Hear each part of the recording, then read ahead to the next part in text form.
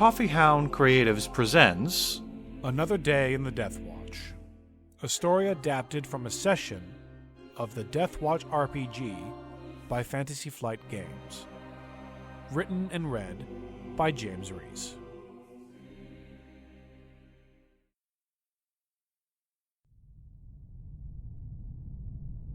The scent of the tea made him smile.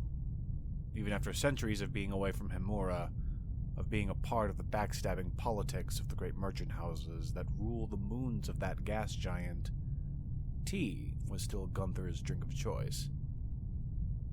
He tipped the porcelain cup, let the liquid rush into his mouth, and Hans' taste buds flared with delight. He'd have impressed his comrades back at the Fortress Monastery with this blend. A heavy knock on Gunther's chamber door made him pause in his sipping. He delicately put the teacup back onto its dish, placed the pair of porcelain artifacts on the table before him, and turned to the door from his resting position. "Enter," he said. The metallic door slid open with a mechanical thunk, revealing a massive man in black power armor. He stepped forward, showing a face with a full beard and a bald scalp. A necklace of long fangs draped over the aquila on his armor, and a swath of Fenrisian wolf pelt covered his right pauldron. The brute smirked at Gunther. "Still drinking that nasty excuse for a beverage, are ya?" Gunther raised an eyebrow at the long fang, stroking his well-manicured goatee. "I would still prefer tea to your Fenrisian ale, Wulfric. That drink could kill a herd of groks after one flagon." Wulfric chuckled. "Heh, I'm surprised the war owls have survived these millennia recruiting from hive nobles.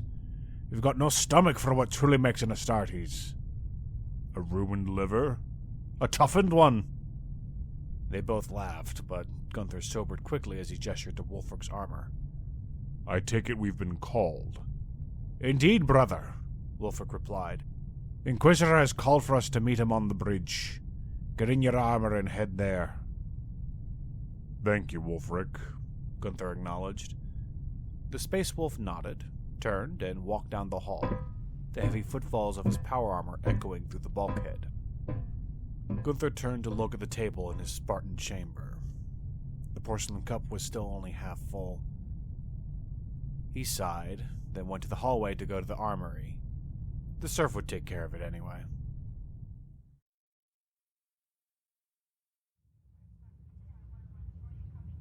"This is Raxus Prime," the short man in the modest tunic said, pointing at the holopic displayed over the holotank on the bridge of the Heavenly Scourge. "A splinter of High Fleet Namatsu has taken this world and have completely infested it. By the Emperor's grace, the Imperial Navy was able to destroy the void capabilities of this infestation. We have the luxury of calling an exterminatus at our leisure."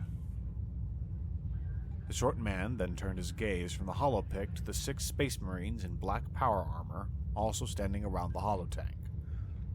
Around them, the small bridge of the tiny freighter hummed with activity. Crewmen stood at their posts, performing the proper rituals to insert commands, the machine spirit answering with the occasional tone as they depressed the runes. Servo skulls flew lazily in the air, going to various stations for whatever task they were needed for. "Unfortunately," Inquisitor Tareth continued, "there is an item the Inquisition needs retrieved down on the planet's surface." "What would that be, Inquisitor?" Ezekiel said, brushing his Dark Angel robe that draped over his armor. The Inquisitor glanced at the Dark Angel. "The item is a crate, and the contents inside are classified. Under no circumstances are you allowed to look inside the container. Understood, Astartes?" Gunther looked at his 5 compatriots, all wearing the black power armor of the Deathwatch Space Marines, and their distinct chapter pauldron on their right shoulder. Astromale, the Blood Angel, who rubbed a pendant in his hand as he listened. Wulfric, of course, with his beard and fanged smile. Ezekiel, his inquisitive look showing under the psychic hood of his librarian's armor. Next to him stood Lorgoth, the apothecary from the Storm Wardens, far off near the Halo stars. Standing close to Gunther and as far away from Ezekiel as possible was Navarre, his Techmarine servo arm quietly whirring as he fidgeted. The Black Templar pauldron went well with the Deathwatch Black. They all looked back at each other briefly, then turned to the Inquisitor. Understood, Inquisitor Tareth, Gunther said. At the corner of his vision, he saw some crewmen flinching at the sound of his voice. Mortal men found the War Owl's voices to be disturbing, sounding as if their vocal cords had gone through a mining accident. For the other Astartes around the holotank, however, they didn't mind. Neither did the Inquisitor. Lord Angren Tareth didn't look it, but the short man had lived for almost as long as Gunther. Tareth had served the Imperium through his hunting of Xenos scum for centuries now, and something as mundane as Gunther's peculiar voice was beneath his considerable worries. For now, retrieving the crate from the planet's surface was worry enough. "What do we know in the way of where this crate is?" Astromel asked. Tareth turned to the Blood Angel. "It is located on a crashed Imperial cruiser on the surface of the planet," he replied. "Your mission is to drop in, go into the wreck, obtain the item, and call us for retrieval." Lord Tareth pressed a rune on the holotank's input pad, and the floating globe of Raxus Prime gave way to a hovering topographical map. "It will be inserted via drop pod here," a blue marker appeared on the map, "where our scans show the least amount of Tyranid presence." The least amount of Tyranid presence means the least amount of glory. Ezekiel raised an eyebrow at Lorgoth. They are going to be blown to the warp shortly after we tame this item, Lorgoth. I'm sure we will kill plenty of the foul things once we get to the surface. Lorgoth shrugged, giving another grunt. Lord Tareth continued, pressing another rune on the pad. A blue line came from the insertion marker, drawing itself to the holographic outline of the Imperial cruiser. "Make your way to the cruiser. Once there," the holograph zoomed into the cruiser, showing a map of its inner tunnels. "You will have to navigate through the hulk to find the item. It should be in the cargo bay close to the bridge." Should? Navarre asked, the vox piece on his face removing any emotion from his voice. The Inquisitor merely shrugged, pressing another rune on the pad to draw another blue line that led to the objective on the ship. "The cargo should be there, as that was our latest intel. Knowing its importance, I'm sure it was kept secured enough to survive the crash and remain there. That being said, this is a crashed cruiser. You may need to hunt for it." Emperor forbid it, Gunther muttered. "Planetfall in 1 hour, Astartes," Lord Tareth said. "Get your munitions ready and head to the launch bay."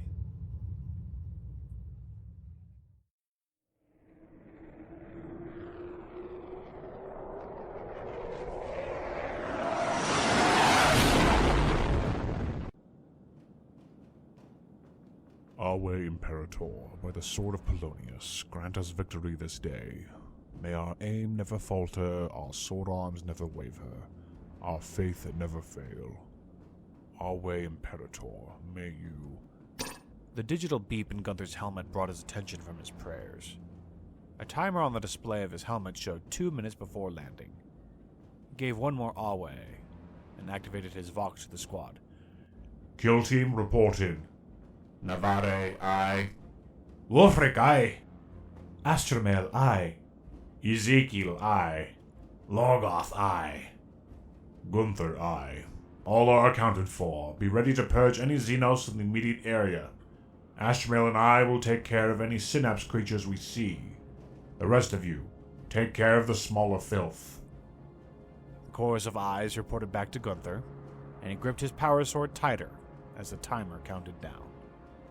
30 seconds, 15, 10, 5... Gunther jolted in his harness as the drop pod finally landed. The mechanical bar holding him down lifted, and he rapidly checked to see his squad mates also shrugging the harness off and preparing their weapons. Then he turned to one of the assault ramps. The Emperor protects brothers, he said. Indeed he does, Gunther, Astromel said, his two power swords powering up in tandem. Heavy bolter loaded and ready, Wulfric reported, the clacking of the heavy bolter being loaded filling Gunther's helmet audio receivers.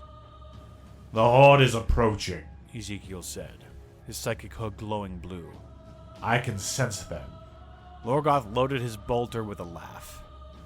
Finally, a chance to fight the enemies of man. Gunther nodded. As simple as it can be, brothers. For the Emperor! For the Emperor! They all shouted. Navarre reached a gauntlet out, pressed a few runes, and two of the rams deployed in front of the kill team. Just cresting over a hill in the small crater they landed in was a horde of scaly, horrid Tyranids, all swarming towards them like a wave of living blades. In their wake were two larger beasts, each with 4 arms and walking on 2 spindly legs. But one of the Marines' right had 4 scythe-like weapons, which were made of a bone-equivalent material. And the other had 2 of these blades on its upper arms, and a cannon of sorts carried by its lower appendages. Hey, come on, Dark Angel, Wulfric shouted onto his helmet's fox speed as he leveled his heavy bolter. Let's see who has the best aim. Throne to be damned if you kill more than me, you flea bag. Ezekiel cried back as his storm bolter began to rain death on the enemy. Hellfire rounds splashed their corrosive acids onto the horde, cutting a swath of death like a scythe through wheat. Gunther and Astromel exchanged quick looks as they both powered up their jump packs. I will go for the one on the right, Astromel said quickly. Affirmative. Gunther rushed out just as they jumped towards the warriors. The war owl sailed through the air for a brief second before descending down on the Tyranid beast. As he made his descent, his bolt pistol barked several times at the vile Xenos, raining down hellfire around the warrior's carapace. By the sword of Polonius, he cried, bringing his ornate power sword down to slice the beast open. With a satisfying snap, the cannon appendages flew from its body and landed on the ground with a thud. The beast cried out in pain, bringing a scythe down on Gunther, but the war owl brought his sword around and sliced the bone blade into a useless stump. Come at me, beasts! Lorgoth screamed in the box, and Gunther took a brief look to see the Storm Warden marching from position, pouring automatic bolter fire into the horde as he went. Gunther was about to call out when the warriors sliced at him again. Gunther ducked, dodging the blow, and stabbed into the warrior's torso.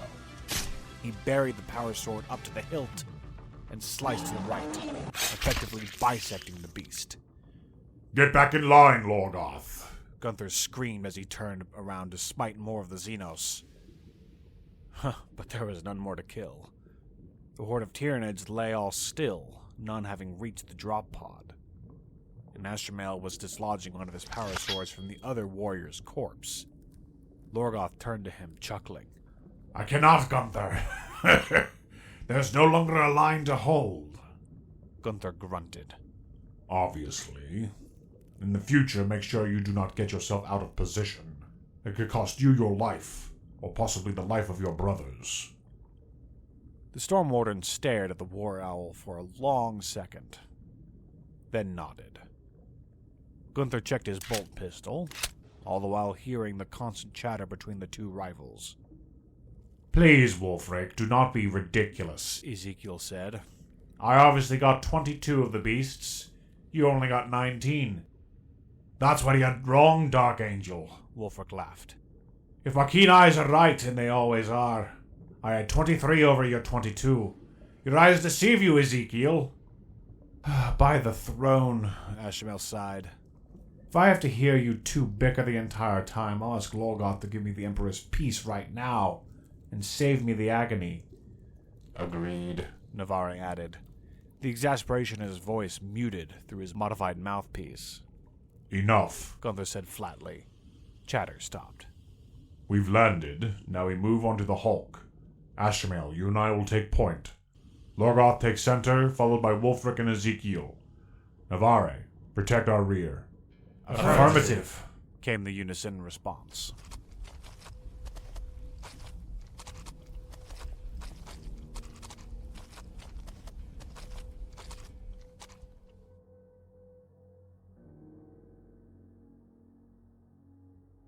Gunther said a silent prayer in his head as they reached their destination. Side of a monolithic, wrecked Imperial cruiser. They had all done their best to stay out of the hive mind's detection, sneaking past areas of high Xenos concentration. Clearly, the Emperor was with them this day. The kill team arrived to a rip in the hull of the ship. One of many, of course. The ornate ship itself had remained mostly intact as it crashed onto the surface of Raxus Prime, carving a canyon into the dirt of the planet. A testament to the crew who did their best to land this mechanical behemoth as best they could. However, that didn't mean chunks of the magnificent ship hadn't been ripped off and flown about, leaving gaps in the metal hide large enough for a land raider to go through, which led to the crew being attacked by the Tyranids after making landfall. Emperor rest their souls. Gunther activated his Vox bead. Heavenly Scourge, this is the kill team. We have reached the cruiser. Beginning insertion. Very good, kill team, Inquisitor Tareth responded. Be vigilant. We have detected life signs in the Hulk. Affirmative. Advancing. Gunther turned to the kill team, all of whom were watching out into the Xenos hellscape with bolters at the ready. All but Wulfric turned to him. More Xenos lurk in the Hulk. Be wary. Same as before. Ashmael and I take point. Navarre and Lorgoth take the middle. Wulfric and Ezekiel cover our rear. Affirmative, sang the chorus.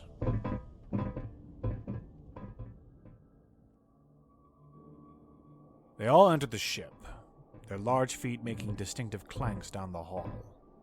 Soon enough, all but Wulfric turned on their illuminators as the Hulk became pitch black. They looked around, wary of any Xenos that might ambush them around a corner or through the ventilation system. Every archway they passed, Gunther felt as though a Tyranid was nearby in every overturned crate. Patience, Gunther, patience. The Emperor protects. He looked at the map in the corner of his helmet display. Not far now. Just past this open cargo area, and... Gunther, Wulfric whispered in the Vox. We're not alone. I smell the Xenos. Where? Gunther grumbled back. They're all around us. I suggest taking cover. He looked around. They had come to an open area with plenty of overturned crates, an old cargo storage site for the ship's crew. They could mount a defense here. Kill team, Gunther bellowed. Get yourselves behind those crates. We are about to be beset by Tyranids. Affirmative, they shouted in unison. The Marines all began to run towards a set of crates that had formed a rough circle. Wulfric braced his weapon, Ezekiel changed his bolter ammunition, Navarre did a quick diagnostic on his servo arm. Then they came. Gene stealers! Lorgoth cried in anger, raising his bolter and firing into one of the four-armed monstrosities. It howled in pain as the hellfire acid ate away at its body, turning into a pool of slime as it fell to the ground. Wulfric and Ezekiel followed suit, shooting hellfire and shrapnel rounds into the dozen or so Xenos that had sprung up from hallways and vent shafts. Gunther turned his attention to the other side of the party, where several more Gene Stealers had sprung up. Without hesitation, he voxed Ashmael and Navarre. For the Emperor, my brothers! Cleanse the galaxy of these Xenos with your holy blades! With that, Gunther charged into the horde. He raised his bolt pistol, shot into one of the Gene Stealers, and stabbed another one through its large mouth with his power sword. To his left, he could see Ashmael cutting a swath through them with his dual swords, slashing like a furious angel of the Emperor's wrath. To his right, he caught a glimpse of Navarre bringing his axe down upon a Gene Stealer, crushing it and splashing its green blood on the Tech Marine's boots. All the while, his server arm was auto-targeting, a machine spirit shooting at the horde with extreme prejudice. Forward! Gunther cried, and the kill team began to move into the hallway that led to their objective. Wulfric shouted something unintelligible, firing his heavy bolter at full auto as he slowly stepped towards the rest of the group. Ezekiel stood by his side, firing his shrapnel rounds to thin the oncoming horde. The Astartes cut through the swarm with Sacred Bolter and Blessed Blade, never tiring as they purged these vile beings from the Emperor's domain. Until, finally, Ezekiel put the last bolt into the head of an oncoming genestealer, and the kill team looked at their handiwork. Several dozen genestealers at their feet, and only their armor scratched. By the throne, Ashmel said, excitement in his voice. This has certainly been an entertaining day. Indeed, Brother Astromale. Navarre monotoned. Entertaining is what I would ascribe to this day as well. Wulfric turned to the tech marine. Wait, you're entertained by all this? Thought you got rid of that when you went to Mars. The Black Templar turned his rust-colored helmet to Wulfric. My voice may be incapable of conveying emotion, Brother Wulfric. That does not mean I can't still feel it. Either way, Gunther interjected, we still have an objective to reach. Reload your weapons and let's move out.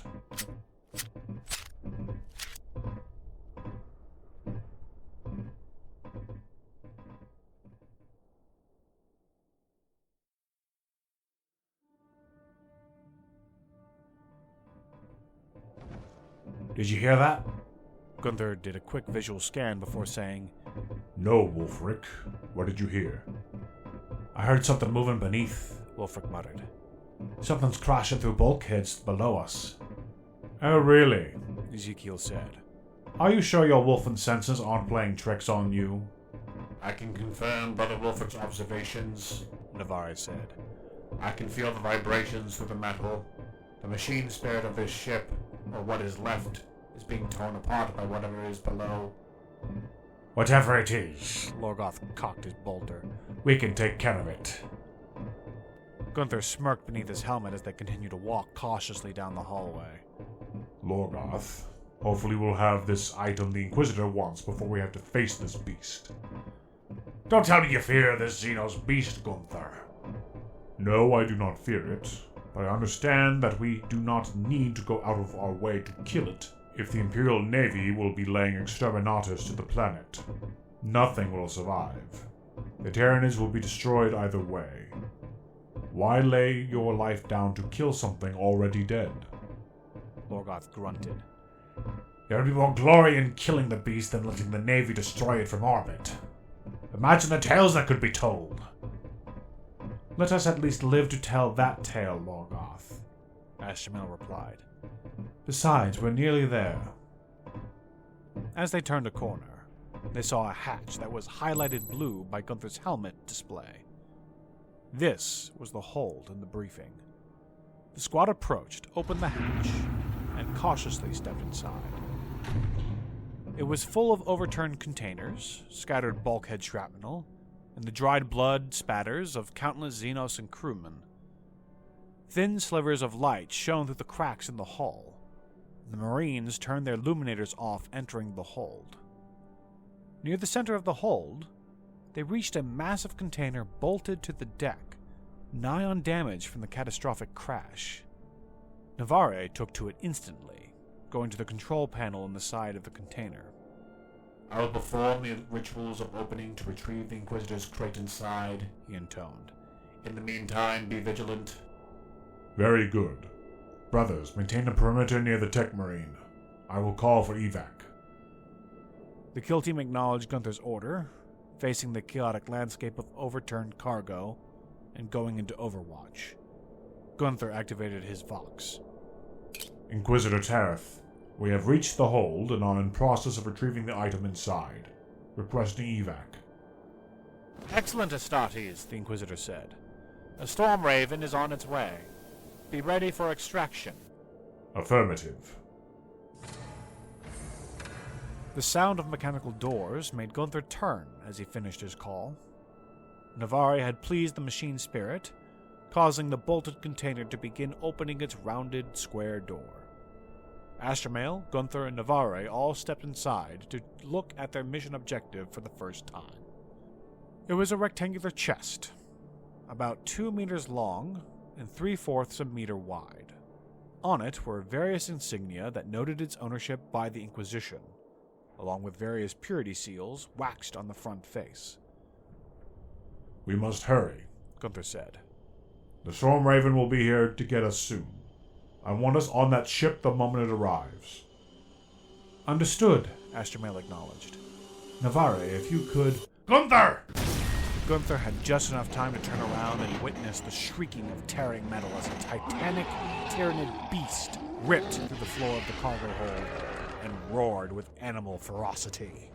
Wulfric had wasted no time, turning to the eruption and opening fire with his heavy bolter, roaring insults in a language Gunther had no knowledge of. However, the Swarm Lord was unfazed.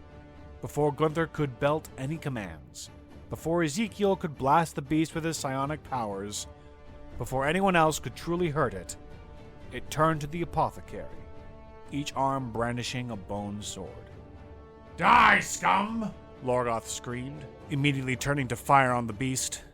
Before he could pull the trigger on his bolter, however, the Swarmlord struck with a flurry of sword swipes. The first slice went through the Storm Warden's chest, bright red blood spraying across the floor. He reeled from that attack, quickly drawing his ancestral claymore. It had yet to leave its sheath when the second sword strike pierced through its armor's breastplate, clear through the power supply. The Swarmlord wrapped its tail around the Marine's legs and then pulled the Marine apart. His guts and blood spilled across the floor, his torso and legs 5 meters apart. Destroy the Xenos Deathwatch!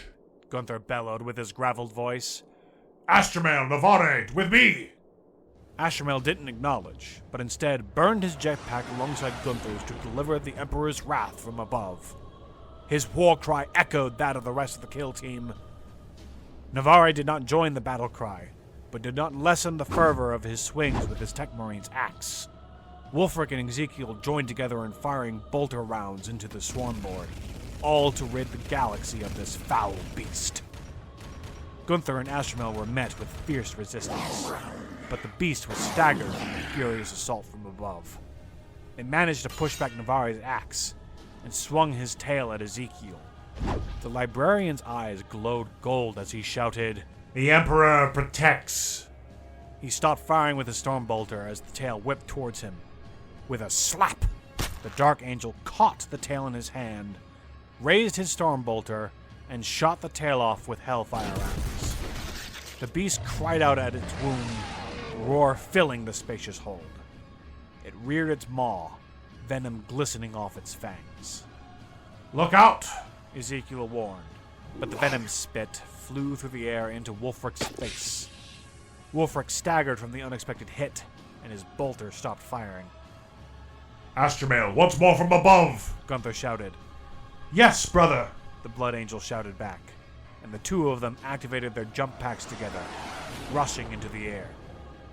Gunther shot several bolt pistol rounds as he moved up, bolts hitting in a line into the Swarm Lord's thorax. Astromel swung his swords, deflecting and shattering a bone sword that tried to swat him from the air. The beast cried out in agony, and staggered as Navarre, still at its foot, slammed his axe straight at the beast's carapace. "For Sanguinius!" Astromel shot down, cutting through another bone sword clean through that had tried to swat him away. "By the sword of Polonius!" Gunther cried, and he fell with his sword pointed down. The Swarmlord looked up just in time to have the War Owl's blade fall straight through its skull, the momentum of the power-armored Space Marine forcing its bulk to fall forward and crash to the ground.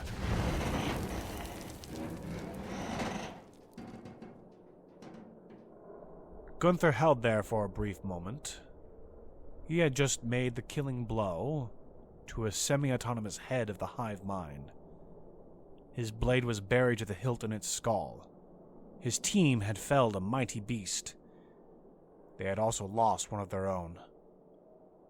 "Status report," Gunther said after a second, pulling his sword from the acre-filled skull of the beast. "I'll need to see the Medicae on the ship," Wulfric muttered. "My face has been burned nearly off." "Minor damage to my power armor," Navarre reported. Gunther nodded to each response, then turned to Astromel. He was panting hard. "Astromel, report," Gunther repeated. The Blood Angel turned to him, Swarmlord blood all over his armor. "Yes, I'm fine," he panted. Gunther nodded, then turned to what remained of Lorgoth. His armor had been pierced through, his body torn at the waist. His blood had spattered across the deck, adding to the stains of the crewmen that had crashed with the ship. Not even a Deathwatch Marine could survive such an injury. Emperor damn it all, Gunther muttered. Navarre joined Gunther near the body. We should be grateful, Gunther. The attack did not destroy his progenoids.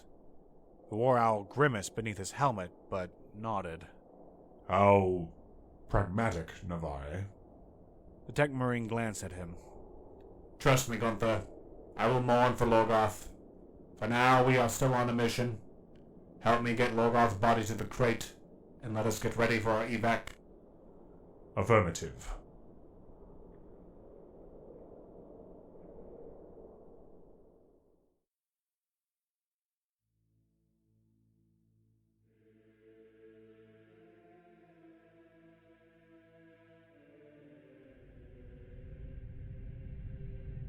It was quiet in this place. A good quiet. A divine quiet. Astramael, Navarre, Ezekiel, Wulfric, and Gunther all knelt in their tunics in the ship's modest chapel, all in prayer. On the altar of the God Emperor were laid 5 items. A small amount of pooled bright red blood, a small cog, a purity seal made from the cloth of a tabard, a lone wolf fang, and a small bag filled with tea leaves. While Lorgoth's body was to be shipped to Sacris to be properly buried by the Storm Wardens, the kill team had agreed to mourn him in their own way. As Lorgoth had given himself to the team, so did they give a bit of themselves to their comrade on his way to the Golden Throne. For 2 hours, the 5 of them prayed. The silence was welcome. With one last awe, Wulfric raised himself up and looked with his brothers. Right now, he grunted. I'm breaking out the stash. Want to join me, Ezekiel? Ezekiel turned his head where he knelt. Why would I do that? Bet you can't drink more than me, little lion cub, The wolf chuckled, walking away from the shrine. The Dark Angel rose, stomping towards him. Are you questioning my constitution, wolf? Yup. Gunther smirked as he raised his head from supplication. It was good to hear them bickering again.